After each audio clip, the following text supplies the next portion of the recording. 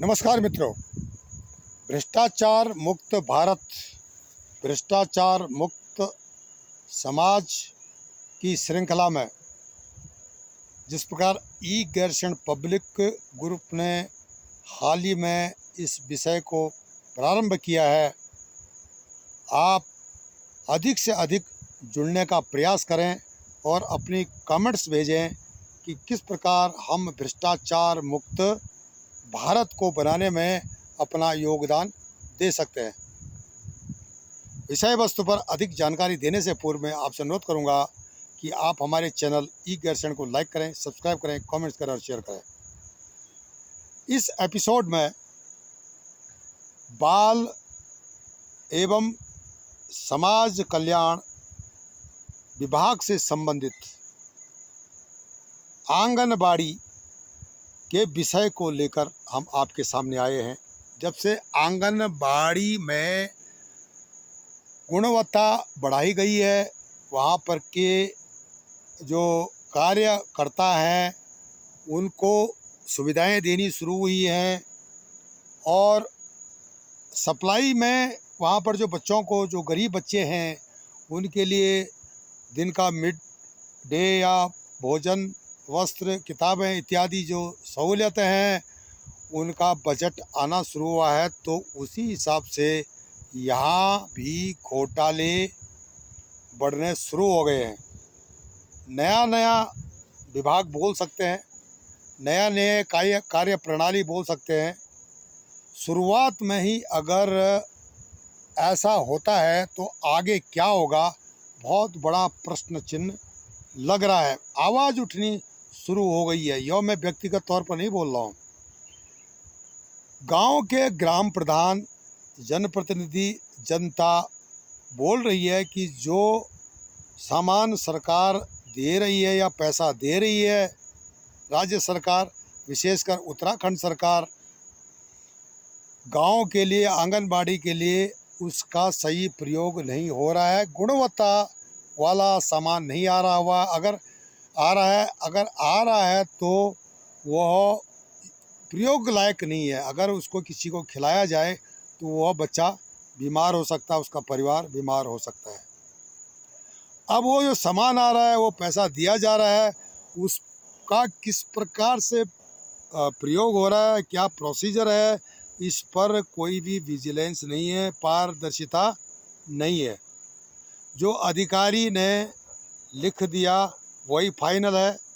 आंगनबाड़ी में जो लोग एम्प्लॉय हैं, वहाँ पर जो भी इंचार्ज है उसने जो लिख दिया वही लकीर है। उस पर चेकिंग का जो प्रोविज़न है नहीं है।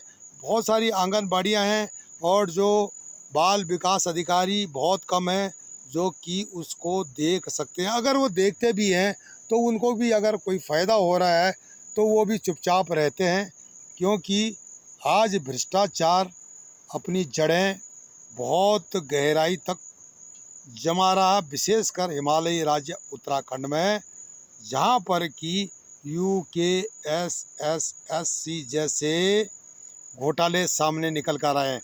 ऐसी बात नहीं है घोटाले सिर्फ UKSSSC में ही हुए हैं, यहाँ तो घोटाले और विभागों में भी हैं।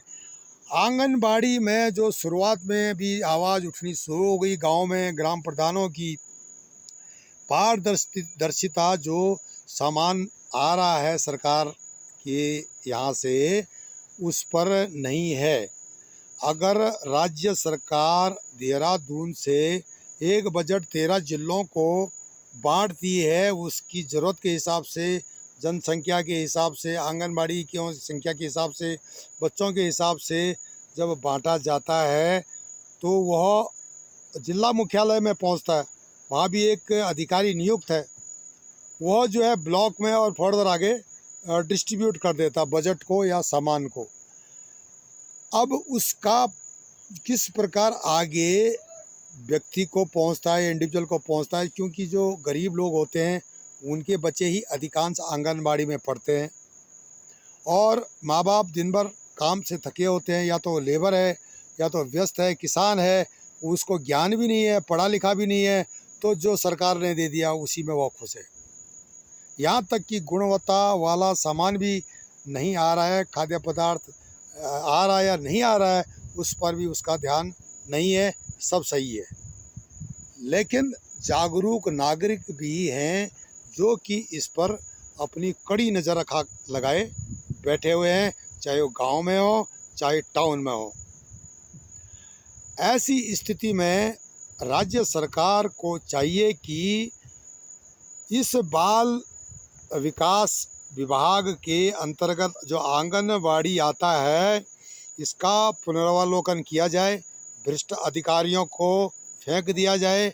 बहुत सारे जो आंगनबाड़ी के कार्य करता है वे भी इसमें इन्वॉल्व हैं, उन पर विजिलेंस लगाया जाए, पारदर्शिता बढ़ाई जाए। ग्राम प्रधानों को या ग्राम पंचायत के जो सदस्य हैं, वार्ड मेंबर हैं, उनसे द्वारा इनका एडिट कराया जाए। यह नहीं कि जो बाल विकास अधिकारी के कार्यालय में जो एडिट वाले आए वो एडिट कागजों में करके चुपचाप चले गए, उन्होंने पूछा नहीं ग्राउंड में इंडिविजुअल को मिला या नहीं मिला, या ये चीज़ जो सरकार ने दी है, जो बजट दिया है, किस प्रकार उसका फर्दर डिस्ट्रीब्यूशन हुआ है। यह जनप्रतिनिधियों को सोचना पड़ेगा, चाहे वो विधायक हों, चाहे वो ब्लॉक प्रमुख हों या ग्राम प्रधान हों। इन सब को जो है इस विषय में गहराई से सोचना पड़ेगा, अन्यथा उत्तराखंड में आंगनबाड़ी भी एक बहुत बड़ा घोटाला बन करके जनता के सामने आने वाला है। उस समय सरकारें एक दूसरे पर आरोप लगाएंगी, विपक्ष आरोप लगाएगा। उत्तराखंड में विपक्ष आजकल चुपचाप है, विपक्ष इन बातों पर कुछ भी नहीं चर्चा करता है, वह सिर्फ अपनी अस्तित्व को बचाने में लगा हुआ है। इस प्रकार जो जागरूक नागरिक हैं वो सोशल मीडिया की तरफ से या दूसरे तरीके से विषय को सरकार के संज्ञान में ला रहे हैं, और सरकार को चाहिए कि इन चीज़ों को पुनरावलोकन करे, इनका आकलन करे, समीक्षा करे और अपने सिस्टम में सुधार लाए। उसके बाद ही इस प्रकार के घोटाले नहीं होंगे। जनता जाग रही है।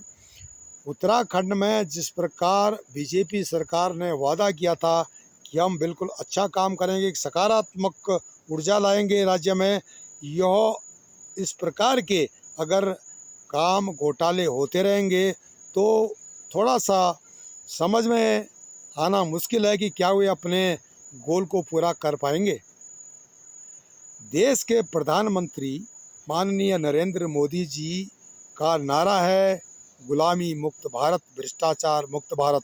भ्रष्टाचार अंग्रेज़ों की देन रही है, और उसके बाद जो 7 दशक तक दूसरी पार्टियां राज करती रही है, अधिकांश राज करती रही है, उनका भी इसमें योगदान रहा। भ्रष्टाचार को बढ़ाने में किसी से छुपा नहीं है, और आज वही उनके द्वारा पाले पोसे गए तत्व ब्यूरोक्रेट्स आज बैठे हुए हैं और उसी की तर्ज पर वो अपना काम कर रहे हैं। इसके लिए तमाम जनता को आगे आना पड़ेगा। अगर आप भ्रष्टाचार देख रहे हैं, ऐसा हो रहा, तो इसके लिए आगे आप लिखिए, सोशल मीडिया में लिखिए, सरकार को लिखिए और जनता के सामने इस विषय को लाइए कि इस प्रकार के भ्रष्टाचार हो रहे हैं। क्योंकि ब्यूरोक्रेट्स और जो संबंधित जनप्रतिनिधि समझते हैं जनता बेवकूफ़ है और इनको बेवकूफ़ बनाया जा सकता है, मलाई खाई जा सकती है, और यहाँ से बड़े बड़े शहरों में कोठियाँ बनाई जा सकती है। यह सब माफिया एक अंतर्राष्ट्रीय षड्यंत्र के तहत काम कर रहे हैं ताकि उत्तराखंड जैसे 2 अंतर्राष्ट्रीय सीमा वाले राज्य को भ्रष्टाचार युक्त करके यहाँ पर जिहादी तत्व बिठाए जाएं और चीन को मदद की जाए। इन भारत के लोगों को पैसे से मतलब है, इनको राष्ट्र की सुरक्षा या समाज की सुरक्षा से कुछ भी लेना देना नहीं है, क्योंकि इनकी आदतें पहले से खराब हैं। इसलिए हर नागरिक जागता रहे, जागते रहो और भ्रष्टाचार मुक्त भारत को बनाने में साथ दें। ई गैरसैंण पब्लिक ग्रुप की इस मुहिम को सफल बनाएं, अधिक से अधिक लोगों को पहुंचाने के लिए शेयर करें, सब्सक्राइब करें, कमेंट्स करें। धन्यवाद, नमस्कार।